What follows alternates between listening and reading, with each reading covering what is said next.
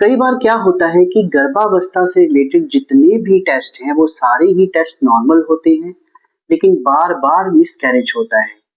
Miscarriage कभी 1-2 महीने पे हो जाता है, कभी 2.5 महीने पे हो जाता है, कभी 3.5 महीने पे हो जाता है, कभी 6.5 महीने पे हो जाता है। इवन कि कई बार 9वें महीने तक भी आईयूडीज देखी गई हैं। तो ऐसा क्यों होता है? ये सब होता है इम्यूनोलॉजिकल फैक्टर्स के कारण, जिसे हम वामनी योनि भी कहते हैं। देखिए, इम्यूनोलॉजिकल फैक्टर्स आपको समझने होंगे कि हमारे शरीर में रोग प्रतिरोधक क्षमता होती है, जिसे हम इम्यून सिस्टम कहते हैं।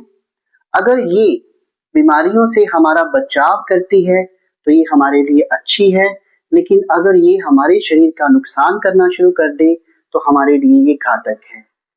तो वामनी योनि यानी कि इम्यूनोलॉजिकल फैक्टर्स में ऐसा ही होता है।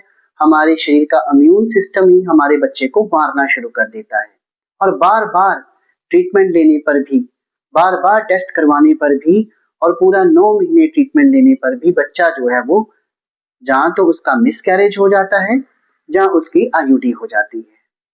तो अगर आपको भी इस तरह की कोई तकलीफ है, या आपके भी बार बार मिसकैरेजेस होते हैं और आपको अब प्रेगनेंसी देखने में डर लगता है, तो आप दिए गए नंबर पर संपर्क कर सकते हैं। हमारे पास इम्यूनोलॉजिकल फैक्टर्स का आयुर्वेद में पूरा पूरा इलाज है। अगर आप टाइम टू टाइम हमसे ऑनलाइन कंसल्टेशन भी लेते रहेंगे तो आपकी जो प्रेगनेंसी है वो 9 महीने तक प्रोग्रेस कर जाएगी, और आपको एक हेल्दी सा बेबी जो है वो प्राप्त होगा जरूर। तो अगर इस तरह आपके साथ भी बार बार हो रहा है तो आप हमसे संपर्क कर सकते हैं। धन्यवाद।